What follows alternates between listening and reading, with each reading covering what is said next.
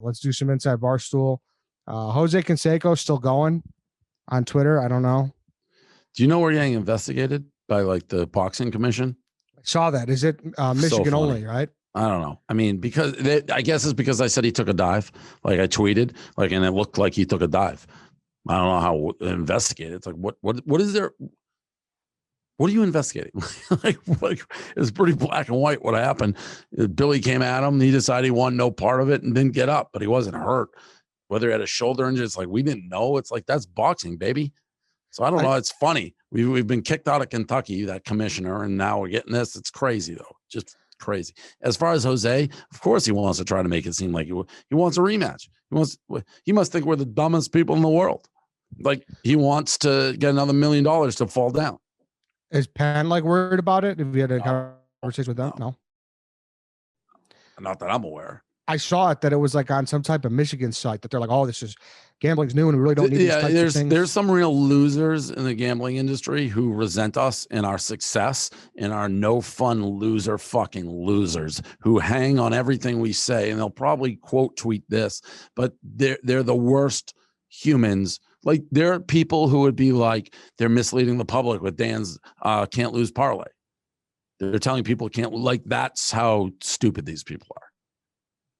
Yeah, it was very much negatively Barstool slanted, but I mean, welcome to the club. Back of the line, baby. Back of the line.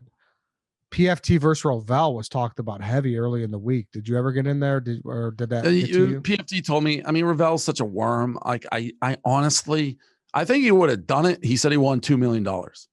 I can't stomach it. Even if we made 10, there's something about Rovell giving him $2 million that just, I couldn't stomach it. It was never something I took seriously. I saw Rovell at one point be like, my people talk to Barstool. Listen, the fight game goes through me at Barstool. I have sign off on whoever fights. I'm the promoter. I'm the guy. It was never an option. He never talked to me. His agents never talked to me. Rovell was never in consideration. I could not fathom making that guy relevant. He's a worm. You could never do a Rovell fight without fans, though, because the boo that would ensue would be all time. He would have to take us, as I say, never do it. I wouldn't like strict rev. Nah, I couldn't. Like, there is a part of me who wants to see him get beat up, but he'd be relevant. He needs relevancy. He has none. We'd make him relevant, and I don't know. Like, it's different. Jose, it's like Jose was doing it for money. Rovell's a smart worm. Like, he knows everything he's doing.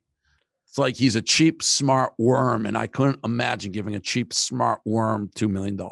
Yeah, because he knows he'd get smashed. I mean, you watch that video game. Play it up. Yeah. Of course, he'd get destroyed. He's incompetent. But he'd probably fall down, not get up, take a real punch, and then in the end, he'd laugh with his $2 million. No way. Money. Not going to let a smart worm beat me. I'd rather fucking die. Would you fight him? No. I can't throw a punch. My shoulder dislocated. He'd probably beat me. Recently again?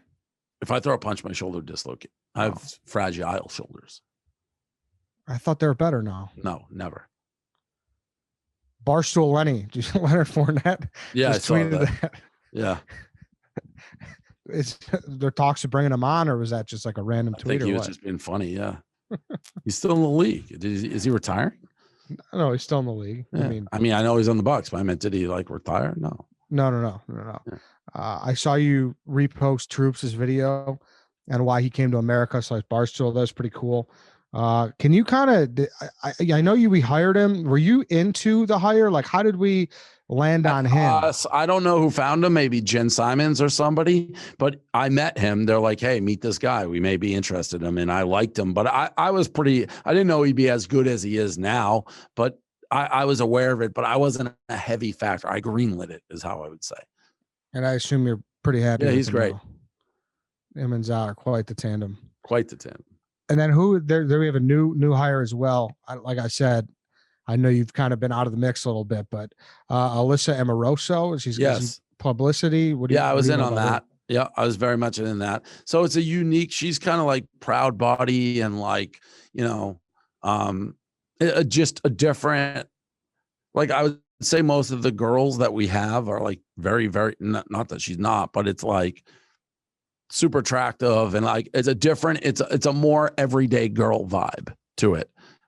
It's different. It's something we didn't have. And she is very aggressive in terms of like promotion and understands the internet game. And I had like Alex Cooper vibes in a way, like very thoughtful in what she wants to do with her brand. It's a vertical we don't have. So we signed her. Do you remember who brought her up to you, or how did that come about? She came. Yeah, I found her. Oh, you did? Yeah, she emailed me. Oh, so that's always more interesting, right? Because usually you're not, sometimes you're in on that, but yeah, it depends how it comes through. But it was like, I thought it was very different. I thought her pitch and like what she brought to the table was totally different than anything we currently have. So you're high on her. Yeah, we'll see how it goes. I don't know if it'll work, but it was like, this is somebody you have to take a chance on and give a shot to see if she can do it. All right. That's a very good endorsement. Have you been in the loop about what's going on with Trysta? Ben Simmons taking a lot of heat. Ben Simmons' sister chimed in, talking shit. Trysta said some basketball take, right? Like Ben Simmons would be like the 89th guard or something that you'd take in the league. Essentially, yeah. So that's all I saw. I saw her get roasted. She gets roasted for everything, so I didn't pay too much attention. Yeah. So Ben Simmons' sister chimed in. She said she had 8 units on Utah last night. So just a lot going on with that. I know Gaz was in the fire. No surprise. What do you mean 8 units? What are we talking about? 8 units. She said she had 8 units against the Sixers last night. Who did? Trysta did. You see? Huh. Smitty with a shirt. I don't understand Smitty. I feel like Smitty thinks people just forget everything he says. Like he for sure has trashed Ben Simmons before. I know, and now he's like probably Smitty's. You want to trash somebody, trash him. But there is an argument where it's like, hey, I could trash him, you can't. He's my guy, right? No, I think so. Well, that's what makes the world go around. We're entitled to our own opinions. Well, just saying, if there's a Boston, Chicago guy, like, but it's not like Simmons has been great.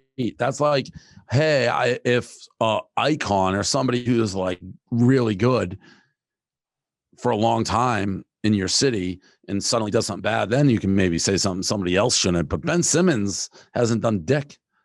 So it's unlike White Sox Dave banging the drum that Tom Brady is not the best quarterback of all time. White Sox Dave, he started getting going there.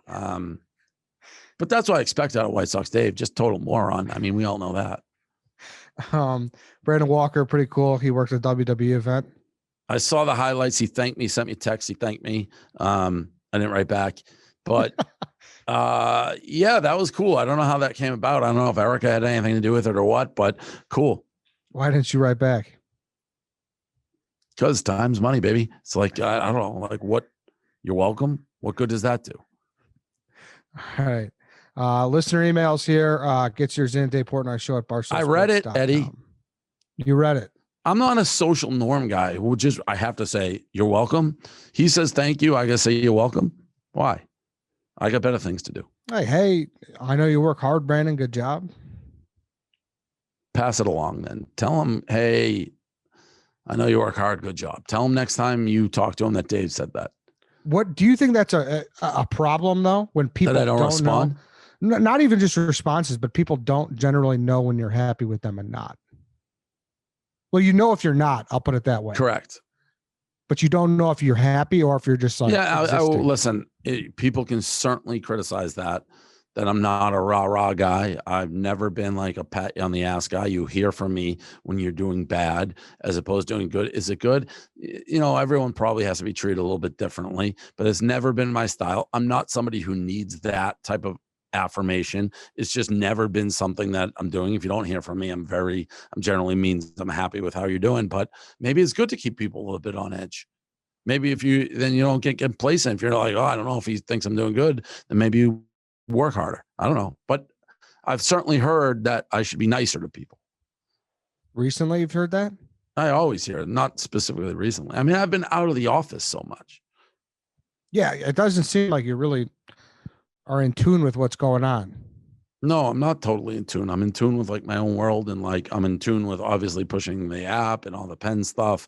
And I'm still doing like all my shit, the day trading and, you know, these podcasts and pizza and the things that I do, I'm not in the middle swirling around in the drama. And the office is obviously still a bit different in the COVID era. The office, and I'm also still doing the Barstool Fund every day. Like, so my days are filled.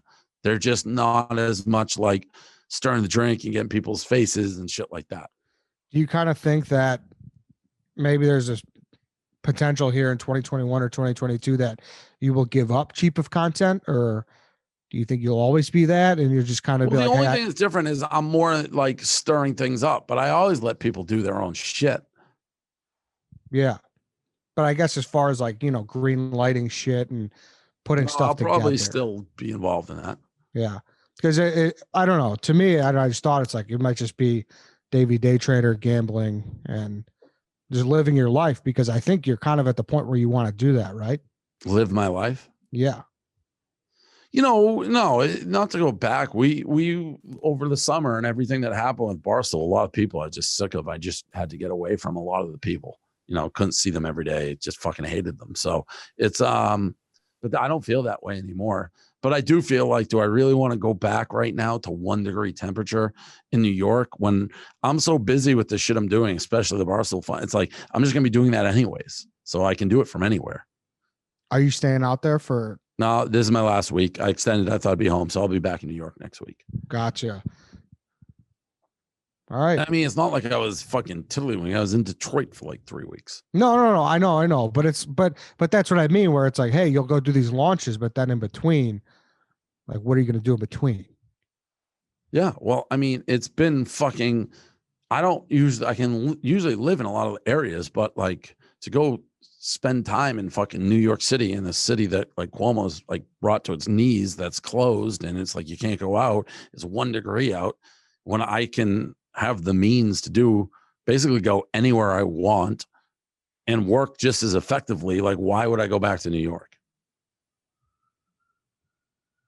Fair enough.